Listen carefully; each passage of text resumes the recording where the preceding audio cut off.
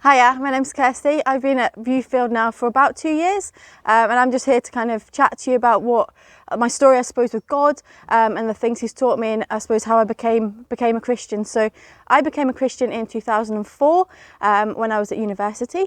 I wasn't brought up in a Christian home or anything like that. There was never any church in my family. I think I went to church a couple of times for family weddings, funerals, but God or religion wasn't massive for me growing up, really. It was nothing I was really ever exposed to.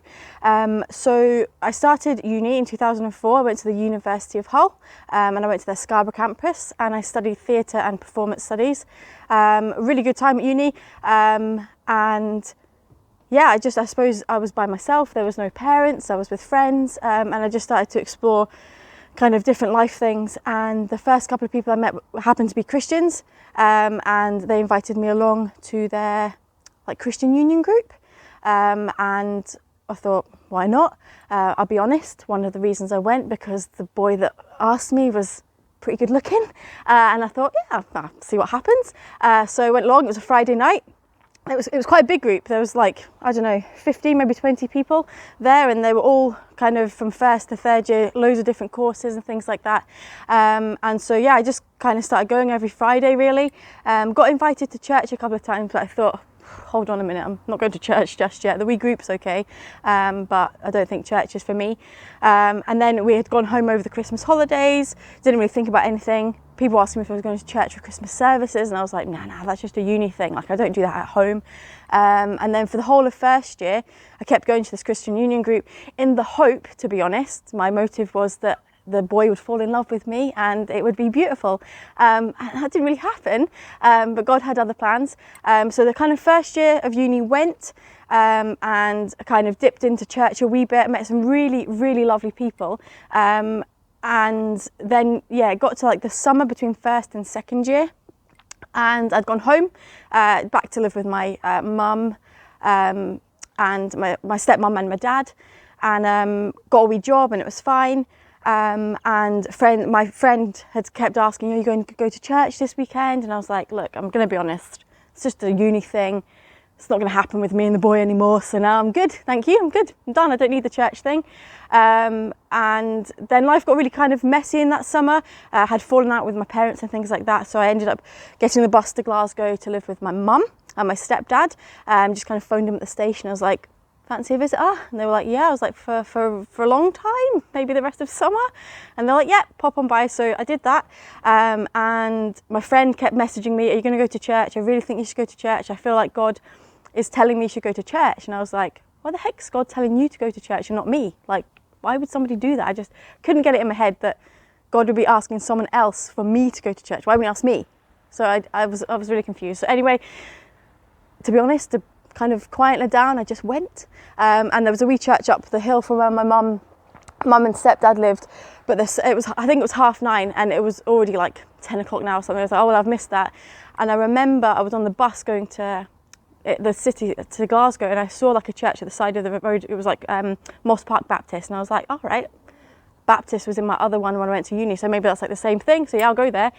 And I was on the bus, and I was on the bus, and I was going past the church, and I was like, oh, I don't know where to go off or not. So I thought I better. So I just got off the bus, and it's a really weird story. And I remember thinking, right, God, you've told my friend I should go to church, and now I'm at church. So if you're real, you're show me today. I didn't really know what I was doing. So I went to church. As soon as I walked into the building, I burst into tears. And I was like, what is going on here? Nobody knows me here. This is awkward. So yeah, that was weird. So I sat down, kind of by myself for a wee while, and then loads of people came up. Oh, you new? I was like, yeah, I'm new. My name's Kirsty. And they were like, have you been to church before? I was like, kind of a couple of times, but I don't really know what I'm doing here. So I listened to the service, and the pastor was preaching about second-hand faith. And this, sometimes people come to God because they're trying to impress people, or be someone else, or try and fit into a group. And I was like, hold on 2 seconds. This man had been following me for the whole of my uni year, because I'd only done it for the boy I fancied. I'd only done it really for my friend who told me you should really go to church. And I remember just feeling completely overwhelmed, this man was talking directly to me. And he was like, the reason some people don't come to faith is because they don't feel good enough, but God wants you exactly as you are.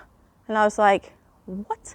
Because I remember my friends who were like, why are you going to this Christian Union thing? It's well weird. Like, you have to change, you have to dress funny, you have to I was like, yeah, I'm not going to do that. I'm not going to change for anyone. If God wants me, he'll just have me. And that was when he said, God just wants you to come as you are. I was like, right. Again, burst into tears. And yeah, it was like the 2nd of July or something like that, 2005. And I just said, yeah, I want to become Christian. So I phoned my friend and she was like, I knew God was telling me. I was like, all right. And I didn't understand that yet. I didn't know why she was so happy that I'd become a Christian. I didn't get that God did that. I didn't know that was a thing. And I remember my mum and Jason going, well, that would be a nice summer thing to do. Yeah, go to church, that'll be nice. But it just absolutely developed and grew from there. And then all through uni, my faith got stronger. I was going to church more. It was weird for my friends when we moved into a house together, and I wasn't going out drinking as much as I probably was before. It's not that I wanted to change completely. I just knew I didn't want to do that anymore. I still went out with them, and we still had a drink or two, but I wasn't the person I probably was in first year because God was changing me. But I remember thinking, it's a relationship God wants with me. And I'm not going to do everything perfect all the time, but I didn't know that at the time. There was a lot of people that came alongside me and told me that God wanted me for me, and I was made in the way that God wanted me to be. And yes, there'd be some things he'd shave and take off and prune and all that kind of stuff, but he just wanted me to be me with him and get to know him. And I was trying to explain to my friends, it's like, you and I have a really good relationship. You know that I like this and you know that I like that. So I do the things you like and I don't do the things you don't like. It's just like that with God. And they were just like, she has gone crazy. And it was a wee bit awkward actually for a while with my friends. But eventually they saw it was no bad thing. It was me becoming, I don't know, more in God's image, if you like. And I was doing different things. And yeah, it changed me, but not in a bad way, in a good way. And it took my friends a long time to realise that, I think. But I'm still best friends with all of my uni people I live with, and they can see the change in me. They all came to my baptism, a few months later and things like that. So yeah, that's when I really became a Christian. And lots of my family didn't understand. My mum and stepdad did, and they saw that, it was a good thing for me. And I tell them about all the time. They're not Christians yet, but maybe soon. And my friends knew that it wasn't any bad thing, and I wasn't changing to, become anyone other than just a better version of myself, I think. So yeah, that whole of uni was tricky and tough, but God got me through. And it was an amazing community, actually. In uni, where you're so far away from people, the church family really supported me. Like dinners and just really lovely things that I had a family away from home, and it was amazing. And yeah, God really, really spoke to me in my uni days. Most people will say, oh yeah, no, that was when I walked away from God or whatever, but uni was when I found God and God found me. So after I graduated in 2007, I wasn't sure what I wanted to do with my drama degree. So I decided to have a year out, and I worked in a coffee shop with my mum, which was fun. She was the manager, so I got away with quite a lot, I think. But it also gave me a time just to reflect on what I wanted to do. And in that summer I did, we went to Ireland with our youth kind of fellowship, and we went to a church over there, and we ran like a holiday club for all ages, and it was really good fun actually. We had like a younger group, like a middle group, and then we had like secondary age group, and it was here where I realised that I really loved kind of teaching and interacting with younger people and older people and kind of working as part of a team. So I kind of toyed with the idea of teaching, but to be honest, didn't think I was confident enough. Although I did drama, you can hide behind lots of characters in drama. But as a teacher, I would have had to have been me, and I wasn't sure I could do that. So I started to kind of explore teaching, because I really enjoyed kind of my time in Ireland, and God was kind of speaking to me about maybe working with young people. I knew that's what I wanted to do. I knew I wanted to work with young people, and I knew I wanted to do drama in some way. So I started to kind of investigate teaching unis basically. So I applied for Glasgow, and I applied for Aberdeen, and I was hoping I'd get into Glasgow because I could still live with my mum and Jason, my stepdad, and I could just kind of do my degree there, and that would be fine. I could kind of stay close to home, and I did the interview, and I'm not going to lie, it was a disaster, but I felt at peace that it went wrong. When I found out I didn't go, I was okay, because God told me there was something else, and I didn't know if that meant there was another teaching place that I could go to, or that I was just to kind of wait and see and keep doing the kind of teaching, being part of my church. I was really active in my church doing youth clubs and stuff like that, so I maybe thought that was what I could do. And I applied for Aberdeen, but too late, and then they kind of contacted me and said, oh, actually this year we're going to take a bit more than the 12 we usually do, so we'd like you to come for interview. And I was like, Aberdeen? That's a really long way away. I'd never been to Aberdeen. So I was like, yeah, I'll come for the interview, thinking, yeah, I'll just reapply next year to something else, thanks though. But I really loved it. I got the train up, got the bus to the uni, did the interview, and it was a really good interview actually. It was good fun. I enjoyed the people that were there. And the next day they got back to me and said I got a place. So I was like, ooh, okay. So I kind of accepted it. And then my practical mind was like, oh, I've had a job and that's fine, but it's going to be really expensive to move away and get halls and everything. So I was like, maybe it's not for me. So it was like a couple of weeks, I think, and I was praying, if I'm meant to go, it'll work out, it'll be fine. Speaking to my mum and stepdad, they're like, it's not a problem, we'll sort it out. And then a letter came in the post from SAS, which is like the award thing that give you kind of loans for uni. And I'd overpaid, or something had happened when I was at Scarborough that meant the amount that I needed, kind of the tuition fees and the kind of first few months of living, were covered through that payment. So I took that as I should probably go to Aberdeen, even though I was really nervous. I went, and it was during that time that I'd met Mark, who's now my husband, but at the time was my boyfriend, obviously.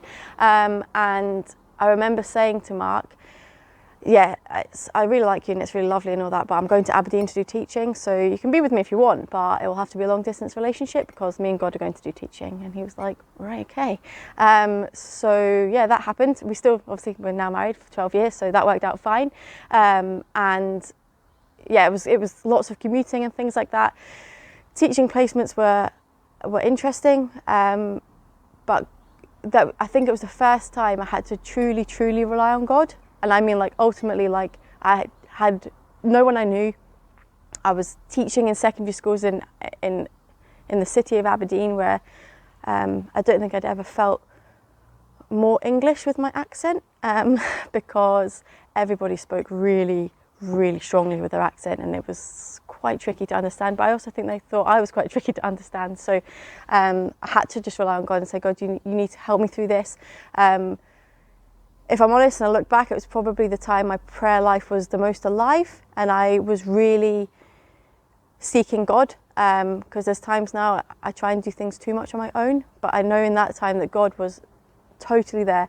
Like, all my lessons, when my teachers came to do my crits, the classes who had been nuts the day before were perfect for my crits. I mean, they were like different children, and I knew God was there helping me through that, and it was amazing.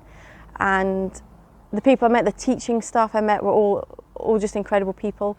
The tough times through there were really tough, because my second placement was in a little country school in Afford, and I had to stay in a bed and breakfast, and that was weird. And I had to get the same bus as the pupils, so that was weird. But I just knew God was there, and I felt at peace, even though I was nervous about doing teaching. I knew that's what I should be doing. So it was really. It was good. It was a good year. It was a hard year, but it was a year where I had never been more. My prayer life had never been more alive, and I was waking up in the morning saying, "Lesson 1, God, you need to help me here." I was planned and I'd done all of that, but I just needed God to be there, and He carried me through faithfully, and it was incredible. And then, when you do your teaching in Scotland, you get a probation year and you pick 5 councils. And because Mark was still in Stirling, all that kind of thing, we picked Stirling and all the ones kind of round about it. And for the 5th one, we put Fife. 4th one, we put Fife. Because in our big teaching, they were like, you never get your 4th choice, you always get your 1st choice. So Mark and I, right, we're going to set up in Stirling, we're going to keep going to Stirling Destiny, it's going to be lovely. We had it all planned out, it was beautiful. And then a letter came through, and it wasn't any of those things, it was Fife. So I was like, right, you never get your 4th option, but of course I'm going to get my 4th option. And Mark was like, I grew up in Fife, I'm trying to get away. Yeah, that didn't happen. So we got Fife. And I was actually pretty nervous about getting Fife, because I had, in my 6th year at high school, had gone to school at Belbaxter. And I knew Belbaxter was in Fife. And so I was really nervous, but I thought, God, there's like 18 secondary schools there, good to go. Gonna get any one of them, it'll be all good. So that time went on. I knew I was going to Fife, but didn't know my school yet. So during that summer, that was the summer I got married to Mark. So it was very busy, first year of teaching, married to Mark, and then obviously going to start my teaching career. And the school came through, and I remember praying, right, Mark and I had our life all planned in Stirling. God taught us that perhaps we should involve God in our plans. It's not that God wasn't, we just kind of knew what we wanted to do. But God was like, no. So it was Fife, which is fine. And so it was the week before the wedding, or 2 weeks before the wedding, and I think I got a letter through to say I was going to Inverkeithing High School. And I specifically remember going, yes, told you God, not ending up back at Belbaxter. Delighted I was going to Inverkeithing. We rented a flat, it was beautiful. I didn't drive at the time, so I could get the train, lovely, perfect. Nope. On the Wednesday, before we got married on the Saturday, I got a phone call to say, hi Kirsty, just so you know, unfortunately things have changed at Inverkeithing and you're going to Belbaxter. I was like, cool. So I had to go to Belbaxter on the Wednesday before I was getting married on the Saturday, and I was like, right, and we just put the deposit down on the flat in Inverkeithing. I was like, okay. Mark was like, well, this is interesting. Didn't drive, so I was like, and Inverkeithing to Cooper is like 40 minutes, so it's quite a trek. So I went into school, it was lovely, not a problem. But that summer I really struggled because in my 6th year at school, I wasn't in a really great place, to be honest. I was living with my dad, him and my stepmom had split up. And that 6th year of high school wasn't happy. I didn't have any friends really, because I started in the October of 6th year. Everyone had been established. I was going into established friendship groups. I wasn't a Christian at the time, and just felt really lonely. And I remember thinking to God, what are you doing? Like, why would you do that? And I was really, really angry actually. I was like, why am I going back there? Like, it was one of the darkest times of my life. A couple of teachers really did support me, and I thought, I don't want to go back, because those teachers were still teaching there, and I didn't want to go back and them to see the 18-year-old mess that I was in 6th year, because I was now a teacher and I needed to be, in my head, teachery. I didn't know what that looked like. I just knew that teachery wasn't 18-year-old Kirsty.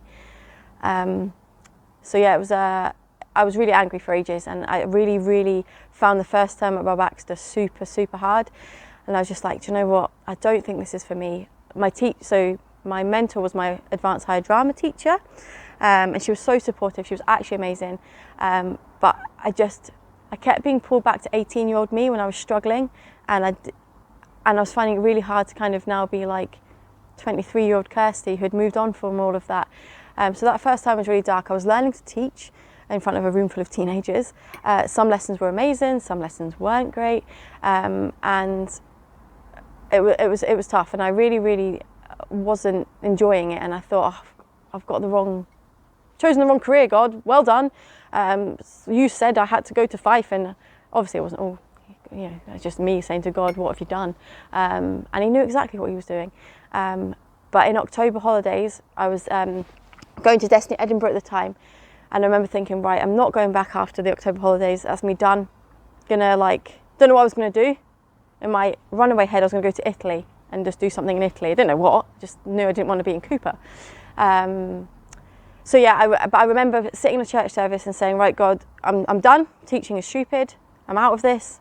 Can't do it. It's too hard. Thank you very much and all that, but no. And I remember it's one of the very few times I've heard God's voice so clearly, and he just said, trust me. And I was like, no, you've taken me to Fife, my 4th choice. You've taken me to Belbaxter out of the 18 secondary schools in Fife. Are you having a laugh? Trust you? Nah, you're all right. But then I just kept hearing, trust me. And I was like, right. And thankfully, God has given me a level-headed husband who was also able to, speak to me level-headedly. And I went back after October with renewed kind of, nope, this is my purpose. This is what I'm meant to do. I'm going to do this, and I'm going to do it well.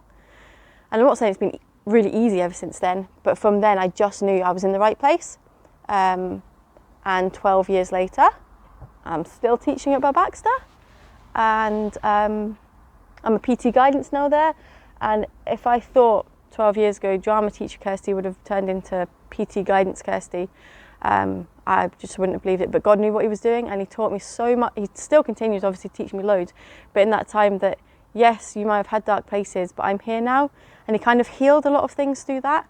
And what he's actually doing every day as well is helping me help other young people through that time, because I can say to them, see those toilets and CDT or whatever, I used to hide in there for my lunch. And they're like, what, you? And I'm like, yeah, me. And they're like, really? I'm like, yeah. And they're like, and I was like, I didn't really have any friends, so I know how it feels right now to not have any friends, or, you know, what can we do to help? And I'm now in a position to be able to offer them support and help and guidance and help their family and do that. And I really thank God that he, one, persevered with me going through that and knew exactly what he was doing, but also that he blessed me with Mark to help me through that journey too. Because I honestly didn't think I could do it. But he's taken me through a massive journey, and 12 years later I'm still there, absolutely loving Baxter. Obviously it's hard and there's tricky times, but there are moments in time where I stop, reflect and think how far he's taken me from 6th year Kirsty to like 12 years into my teaching career Kirsty, and just the amazing kind of influence or support I can have on my young people in my school, and that's incredible. And I suppose it's just a reminder that when we think it's dark and we think we can't do it, it's about just holding on and knowing that he wouldn't put us anywhere that we couldn't cope with. And it doesn't mean it's going to be easy, and it hasn't been, but he's always been there. And Bell Baxter is for me that reminder that things you thought couldn't get better absolutely can. So maybe just move behind you. If you just sit and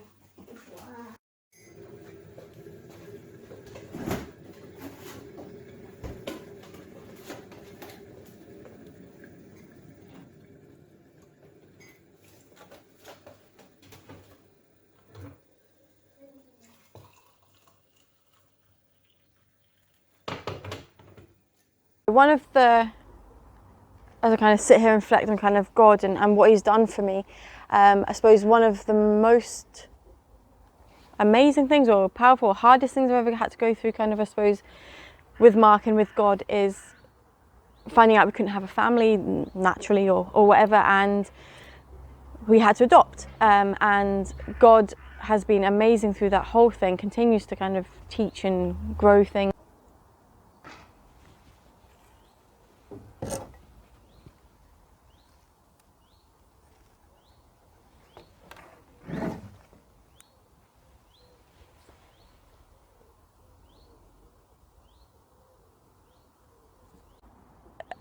Yeah, we adopted siblings together, and there were just so many things along the journey when we were adopting that God's hand was there from the beginning. So even before Sky were born, God obviously knew they were for us, for Mark and I. And when Mark and I were discussing about who we imagined we'd adopt, Mark would always like, you know, one boy and one girl, or two boys, but definitely not two girls. And I'm like, right, okay. And then it's a long process. So there was a lot of heartache along the way, I suppose, a lot of kind of going over. They wanted to know loads of things about your childhood and just loads of things, and it was hard. But I remember saying to Mark, right, so not two girls, cool. I said, but if we do have a girl, the middle name I think is going to be Grace. And Mark's like, right. And just little things like that. So eventually, kind of a few months before the girls came home, we were given profiles, and it was two girls. And I remember the social worker saying, I know that, you know, it's a boy and a girl, or two boys, but these two girls we just think are perfect. And Mark was like, and so they were telling us the names, and the middle name of Sky is Grace. And I was like, told you one would be Grace. And I don't know why, but God just implanted that kind of in my wee heart. And also her birthday is my birthday. And Leah's birthday is my stepdad's birthday. And there were just loads of different things that I thought, do you know what, God, you're incredible. Like, the fine details, the little details, and I thought, what? Find a matching one with that one, Leah?